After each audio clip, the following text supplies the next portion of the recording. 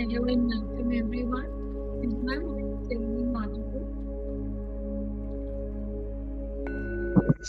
Clear and audible. Thank you so much, Akshay. So we'll begin with a short meditation. Sit back comfortably.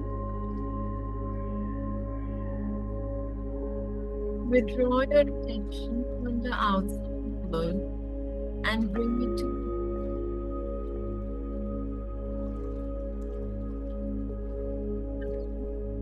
you're in a peaceful place surrounded by love and kindness.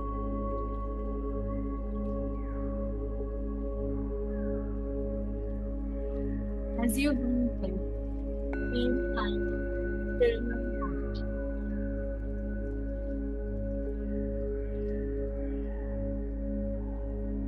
As you breathe out, imagine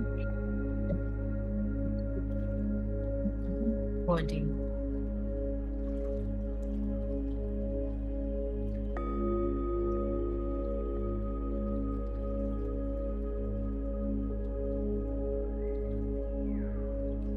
Repeat to yourself,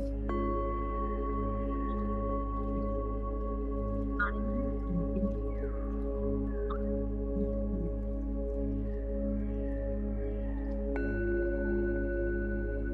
Extend communication to others,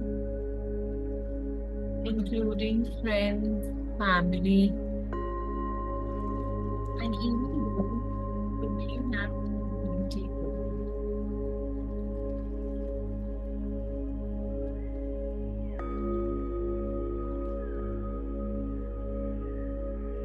Feel your heart filled with love and compassion.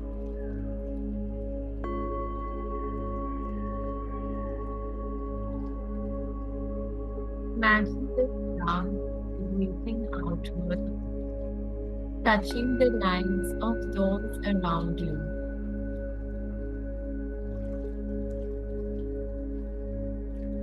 I am filled with peace, happiness, and kindness, and I share this with the world.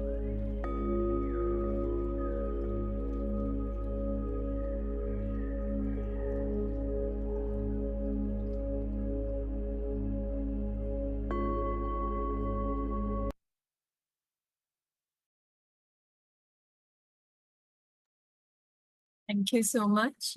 So we'll begin with today's reading session. I'll just share the screen with you.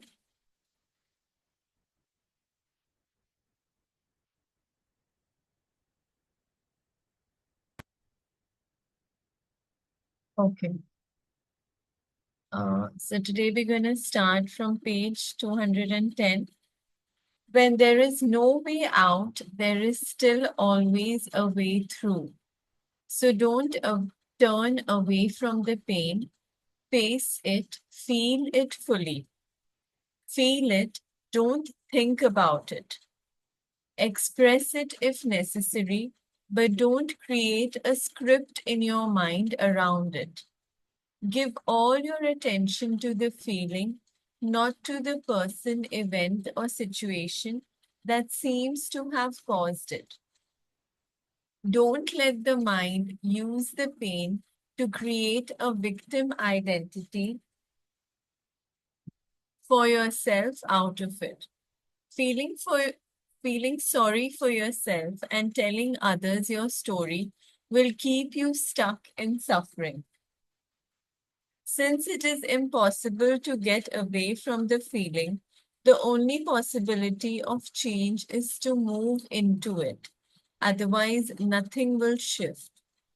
So give your complete attention to what you feel and refrain from mentally labeling it. As you go into the feeling, be intensely alert. At first, it may seem like a dark and terrifying place, and when the urge to turn away from it comes, observe it but don't act on it. Keep putting your attention on the pain, keep feeling the grief, the fear, the dread, the loneliness, whatever it is. Stay alert, stay present. Present with your whole being, with every cell of your body. As you do so, you are bringing a light into this darkness. This is the flame of your consciousness.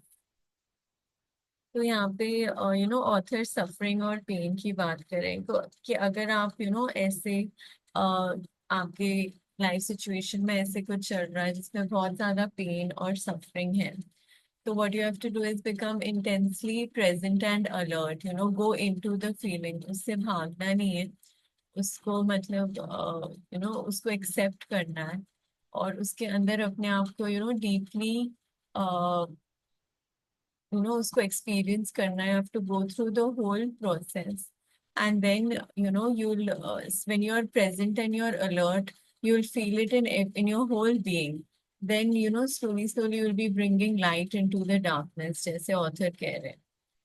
तो it's not about feeling sorry for yourself or हम सोचते हैं कि हम किसी और से बात करें, victim identity create करें, उनको अपनी सफरिंग के बारे में बताएं. बट नहीं, you have to go through the whole process. अपने आप को उसके साथ लेकर बैठना है और इंटेंसली प्रेजेंट होकर उसके साथ डील करना. At this stage, you don't need to be concerned with surrender anymore. It has happened already. How? Full attention is full acceptance, is surrender. This is a very important line. Full attention is full acceptance. जब हमारा पूरा attention उस चीज पे होगा ना, तो हमारी पूरी acceptance भी होगी, and that is actually surrender. By giving full attention, you use the power of the now, which is the power of your presence. No hidden pocket of resistance can survive in it. Presence removes time. Without time, no suffering, no negativity can survive. The acceptance of suffering is a journey into death. Facing deep pain, allowing it to be, taking your attention into it, is to enter death consciously. When you have died this death, you realize that there is no death and there is nothing to fear. Only the ego dies. Imagine a ray of sunlight that has forgotten it is an inseparable part of the sun and deludes itself into believing it has to fight for survival and create and cling to an identity other than the sun. Would the death of this delusion not be incredibly liberating?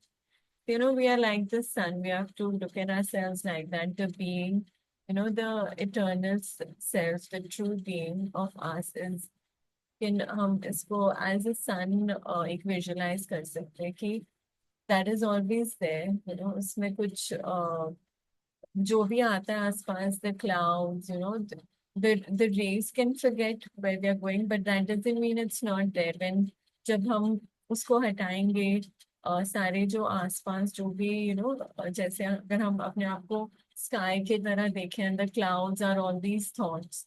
So when we move all of that, when the death of that happens, then that is when the clear sky, or as the author is describing, the sun and its rays just come out in a pure form. So that is the death of the ego self. Do you want an easy death?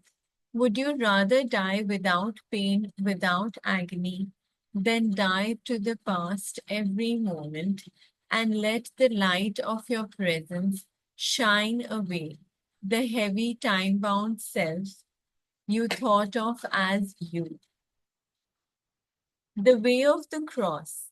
There are many accounts of people who say they have found God through their deep suffering.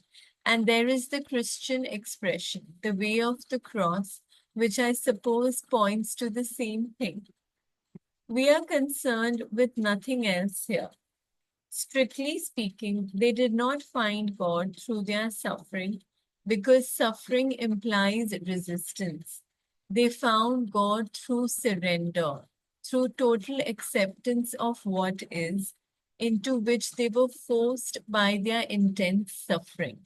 They must have realized on some level that their pain was self-created. So ये भी बहुत important point है, as the author is explaining, they didn't find God from their suffering, जब बहुत intense suffering होती है, uh, तब हमें लगता है कि हमें भगवान मिले हैं, बट एक्चुअली क्या होता है जब हम we actually find God through surrender. जब हम surrender कर लेते हैं, जब वो intense suffering हो जाती है and we can't deal with it and we just surrender without any resistance and we accept, that is when we find God. और ये usually तब होता है जब बहुत ज्यादा suffering होती है, like when we can't take it and we just surrender. So it is not the suffering that makes us find God. It is the surrender, the acceptance. How do you equate surrender with finding God? The way of the cross that you mentioned is the old way to enlightenment. And until recently, it was the only way. But don't dismiss it or underestimate its efficacy. It still works. At this time, as far as the unconscious majority of humans is concerned, the way of the cross is still the only way. They only awaken, they will only awaken through further suffering, and enlightenment as a collective phenomenon will be predictably preceded by vast upheavals. This process reflects the workings of certain universal laws that govern the growth of consciousness and thus was foreseen by some seers. It is described, among other places, in the book of Revelation or Apocalypse, though cloaked in obscure and sometimes impenetrable symbology. This suffering is inflicted not by God, but by humans on themselves and on each other, as well as by certain defensive measures that the earth, which is a living, intelligent organism, is going to take to protect herself from the onslaught of human madness. तो ये जो suffering है majority लोग जो unconscious है जिनको they don't know about their inner self, उनको awareness नहीं है, उन्होंने एक्सपीरियंस नहीं किया है the power of being, the power of the soul, soul consciousness, उनके हिसाब से अभी भी वही होगा, they will get enlightenment through that intense suffering. However, there is a growing number of humans alive today whose consciousness is sufficiently evolved, no need any more suffering, not to need any more suffering before the realization of enlightenment. You may be one of them. Enlightenment through suffering, the way of the cross, means to be forced into the kingdom of heaven, kicking and screaming. You finally surrender because you can't stand the pain anymore. But the pain could go on for a long time until this happens. जो बहुत से लोग हैं जिनको नहीं they don't know about soul consciousness, about our true inner self, जिन्होंने experience नहीं किया है, उनके लिए it's going to be very, very, difficult to, to feel, to reach that enlightenment stage. बहुत suffering से go through करना पड़ेगा जब तक वो finally वो surrender नहीं करते. Enlightenment consciously chosen means to relinquish your attachment to past and future and to make the now the main focus of your life. It means choosing to dwell in the state of presence rather than in time. It means saying yes to what is. You then don't need pain anymore.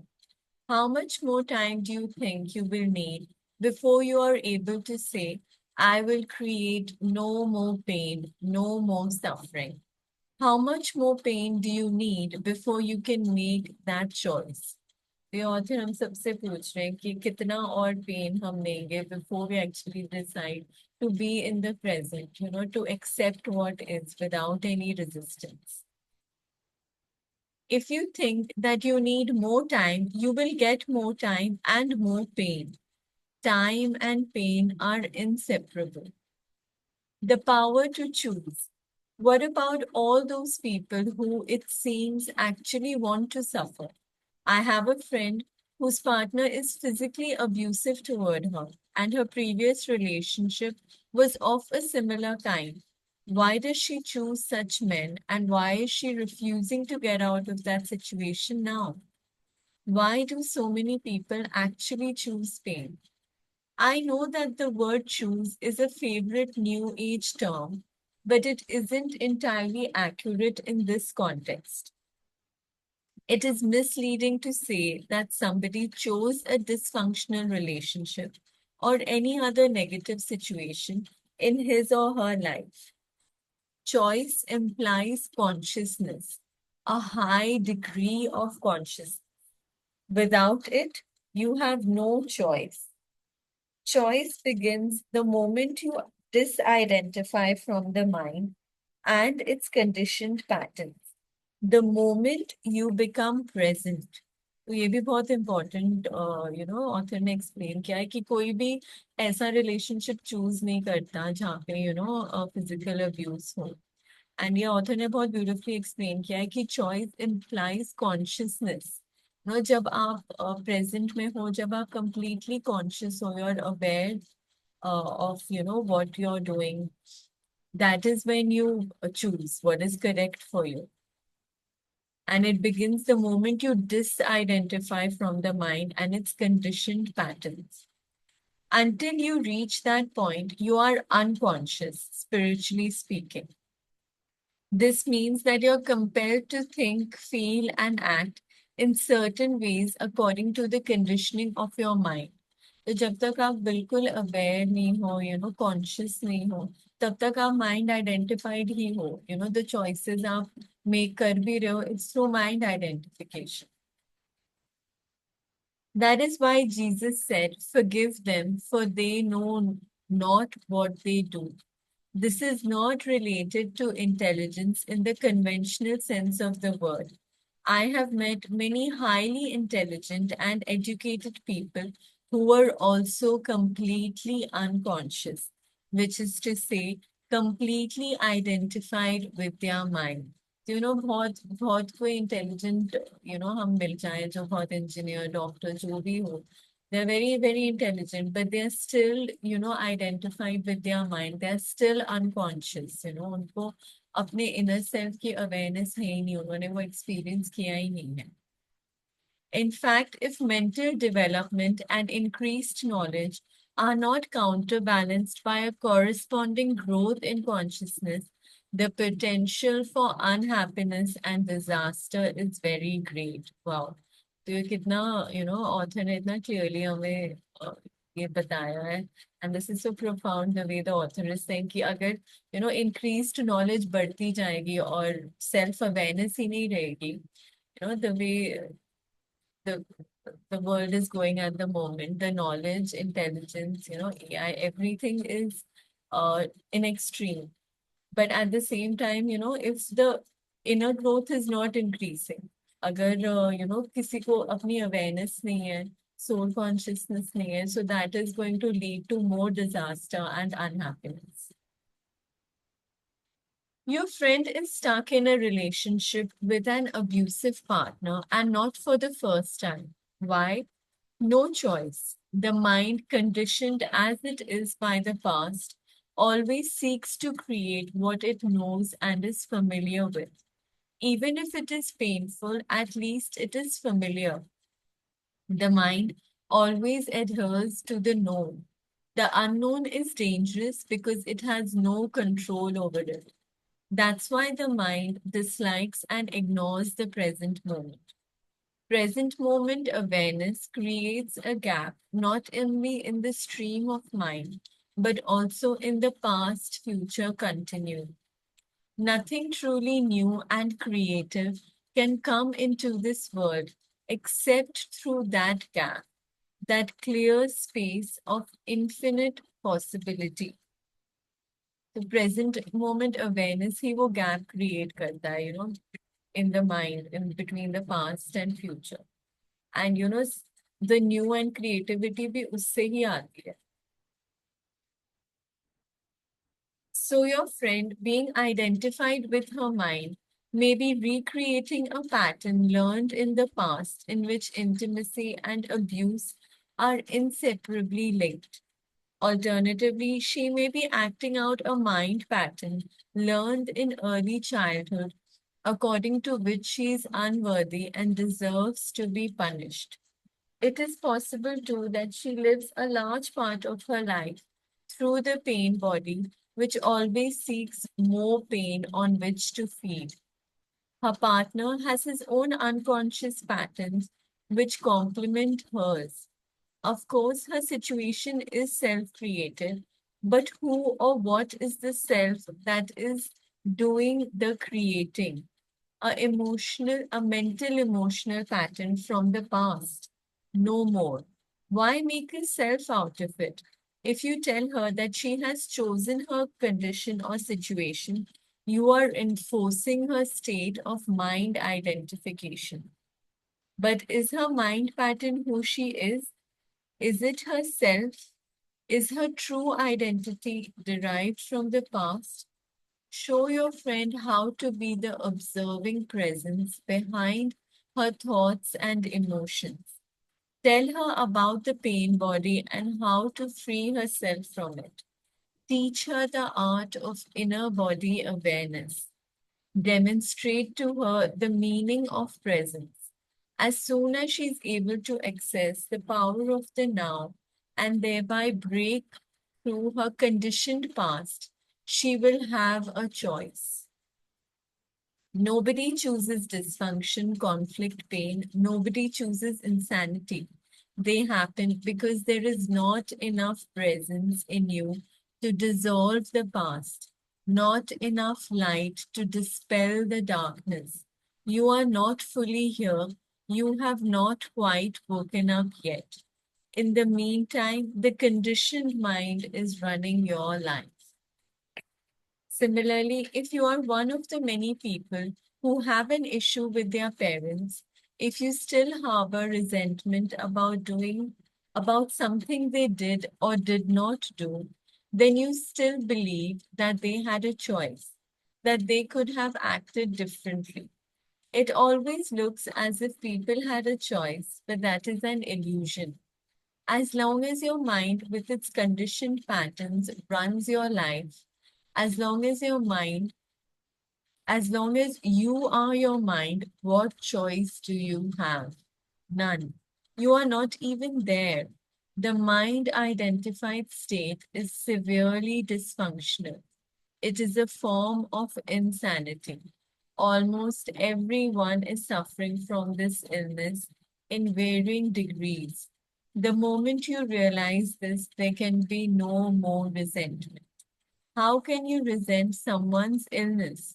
The only appropriate response is compassion. तो वही author पूरे book में हमें ये main point यही समझाया है कि the whole problem today is that majority of the people are mind identified, और उनको इस illness के बारे में पता भी नहीं है. तो तभी ऑथर कह रहे हैं कि when we know that they don't even realize it, then we'll start responding with compassion towards them. And anybody who's suffering, जैसे उन्होंने एग्जाम्पल दिया अपने फ्रेंड का who's in an abusive relationship, उनको भी ये knowledge, awareness, ये book reading बहुत important है to make them understand, to that they are the observer behind all these thoughts, emotions, this pain body. तो जितना read करेंगे, जितना ये awareness आएगी, understanding आएगी, उतना ज़्यादा uh, they'll be able to bring about a change in themselves. And eventually the amount of people who are gaining this awareness is going to increase and bring about a change throughout the world. So that means nobody is responsible for what they do. I don't like that idea. If you are run by your mind, although you have no choice, you still have you will still suffer the consequences of your unconsciousness. And you will create further sufferings. You will bear the burden of fear, conflict. You will bear the burden of fear, conflict, problems, and pain. The suffering thus created will eventually force you out of your unconscious state. What you say about choice also applies to forgiveness, I suppose. You need to be fully conscious and surrender before you can forgive. Forgiveness is a term that has been in use for 2000 years, but most people have a very limited view of what it means. You cannot truly forgive yourself or others as long as you derive your sense of self from the past. Only through assessing the power of the now, which is your own power, there can be true forgiveness. This renders the past powerless, and you realize deeply that nothing you ever did or that was ever done to you could touch even in the slightest the radiant essence of who you are. The whole concept of forgiveness then becomes unnecessary. यहाँ पे forgiveness के बारे में भी author बहुत beautifully explain कर रहे हैं कि when you are in the now, जब आप present में हो तो कुछ भी जो past में हुआ या future में होने वाला है, जो भी आपने किया उसका कोई मतलब रह ही नहीं जाता. When you are in the present, you're not, thinking about anything that has happened in the past. You forgive yourself every moment there. तो ये जो पूरा जो कॉन्सेप्ट है फॉरगिवनेस का वो इररेलेवेंट है if you are constantly in the present and you know who you actually are, you're in connection with your inner true being. And how do I get to that point of realization? When you surrender to what is and so become fully present. The past ceases to have any power. You do not need it anymore. Presence is the key. The now is the key. How will I know when I have surrendered? When you no longer need to ask the question. Okay, so we've come to the end of this beautiful book. There's a lot we've learned from this book, and it's really empowering. Okay, so I'll just share the questions for today. Okay. Okay, so the first question is, when something very unpleasant happens in our lives, such as a chronic illness, disability, or a major loss, etc., how can we become an alchemist and transform the pain and suffering into serenity and enlightenment? Question 2 is, the author says, if you cannot accept what is outside, then accept what is inside. If you cannot accept the external condition, accept the internal condition. What does this mean? How do you perceive this? So these are the two questions for today. You can answer in the comment section or in the WhatsApp group. And we've come to an end of this book. And the next book that we're going to start is The Alchemist. तो उसकी details भी हम WhatsApp group में share करेंगे. So we look forward to reading many books together. And thank you so much. Thank you.